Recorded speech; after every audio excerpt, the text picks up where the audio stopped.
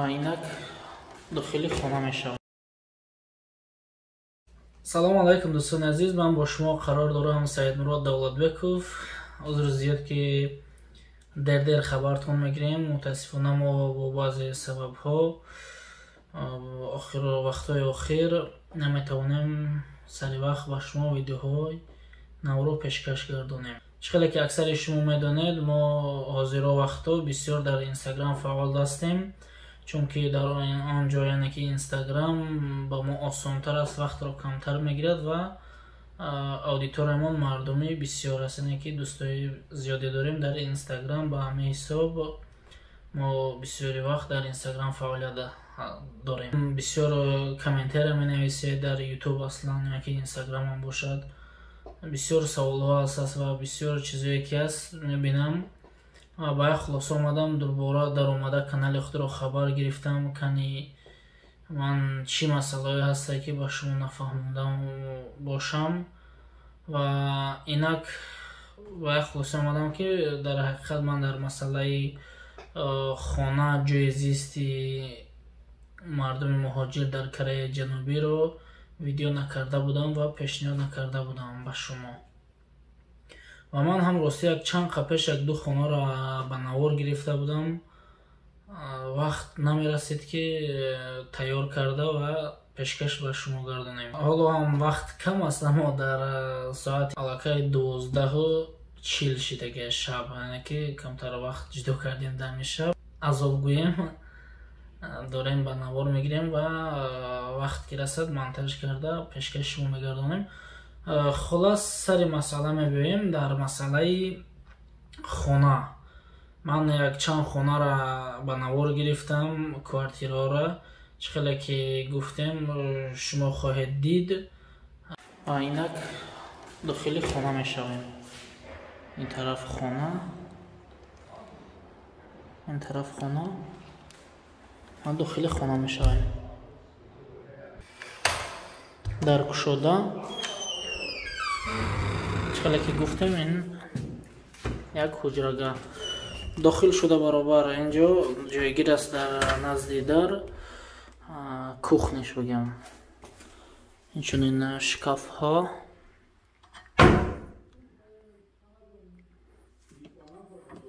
تا که پسوده ها را جایگیر کنید. در اینجا پلتا جایگیر است و خلادلنیک جایگیر است. در دستی چپ ما وانه تیوبنی پول دارد، پول گرم میکردگی و кондиционер، اینچنین تلویزور، اینترنت همش داخل میشه در همان مبلغ. اینچنین در اینجا بالکونش است و جایگیر است ماشین جمعشویی و بالکونش به نهایت خوب کلان در ششم آشیانه جایگیر است. من گفتم همونه حاضر میبینیم به نهایت جای خوب، به خاطری که شهر به خوبی نمایان است و میتوانید دیدن کنید از شهر. هوا زغال شب است و بارانی است، کمتر نخوب است، اینه که شب تاریک بگوییم. و در اینجا نزدیک ها قرار دارد اما مسجد، دو طرف مشکل نیست برای مسجد.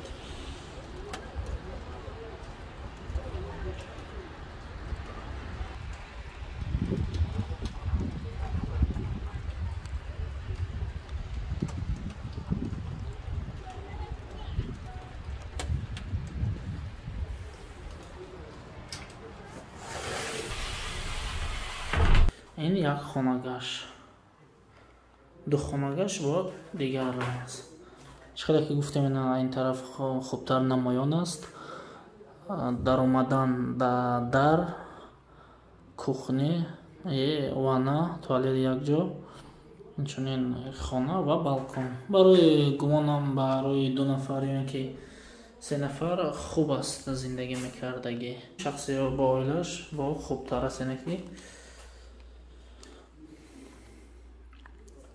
این کمتر نگفتن امانت دومی کمتر کهنه، یعنی که دومای پیشتر شاید 10 سال پیش ساختگی. این دوما ба ҳамон хотир камтар шояд ремонташ кӯҳнатар боша, ба мисли кондитсионераш ё ин ки ба мисли бо чӣ гӯем баъзе чизоеш ки ҳаст шояд кӯҳнатар бошад, аммо ҳамаш кор мекунад.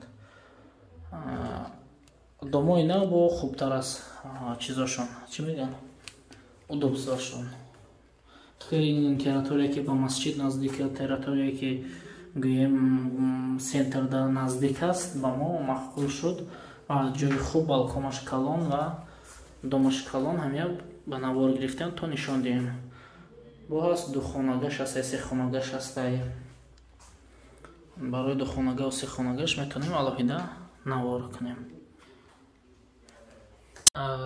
ин хонаҳое ки ҳастанд танҳо барои муҳоҷиране ки шахсони муҳоҷир меоянд, аз ҳамин хонаҳо бисёртар истифода мебаранд. Ба чӣ хотир? Ба хотире ки арзонтар аст ва осонтар аст. Дар ин Кореяи Ҷанубӣ шарту шароитҳо ҳамин хел аст. Ҳар як шахсе ки мехоҳад хона гирад, шарти инҷа ҳамин хел аст ки хона аз 1 миллиони корейсӣ, яъне ки тақрибан ба курси доллар $800-900 сар шида то ҳамин хел то 5-10 ҳазор ҳатто то садҳо ҳазор доллар ҳаста. Ин боҷикон мегӯянд, яъне ки ин ҳамин хонае ки ман ба иҷора гирифтанӣ ҳастам, агентство мерам, ба ман пешниҳод мекунад ки ман ин хона моҳона $200 ва ё ки $500 ва ё ки $300 ҳар хелда, ҳар ҷо ҳар хел аст. Ба ҳамин хона ҳамин қадар аст ва залогаш яъне ки пешпардохт кардан боҷикон хеле ки гуфтам, инҷо залог ҳисоб мехӯрад. Инаш масалан $1000 ё ки $800 ё ки $2000 ҳатто ҳаст, без залогам ҳастай, ҳар ҷо ҳар хел аст. Масалан инҷа $1000 шумо медиҳед ё ки $2000 медиҳед шумо, чини як сол шартнома мебандед ва ҳар моҳ бо ҳамон иҷорапулиро медиҳед ва бо охир вақти шартноматон буд шуд, яъне ки аз хона рафтанӣ мешед, обратно гашта ба шумо $1000 ё $2000 обратно гардонда медиҳад.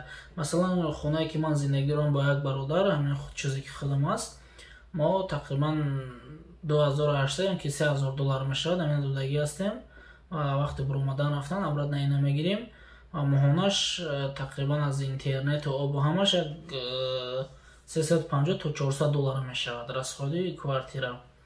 Яъне ки шахсоне ки бисёр ба ман менависанд чӣ хел аст нархонаво, марҳамат бинед. Ҳамин хел шарту шароитҳо дорад Кореяи Ҷанубӣ.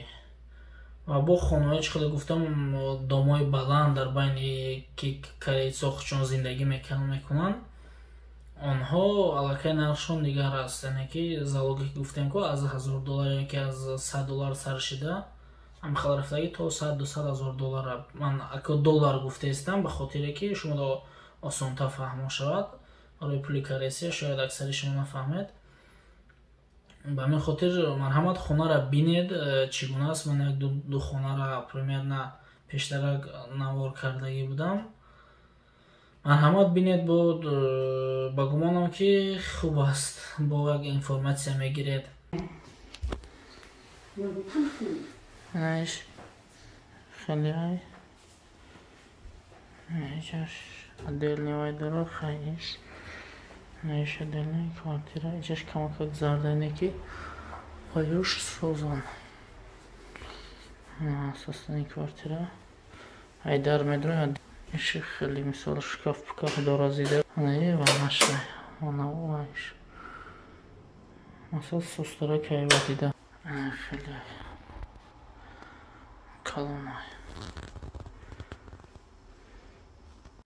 ва чӣ хеле гуфтам, узри зиёд, ман ҳар вақт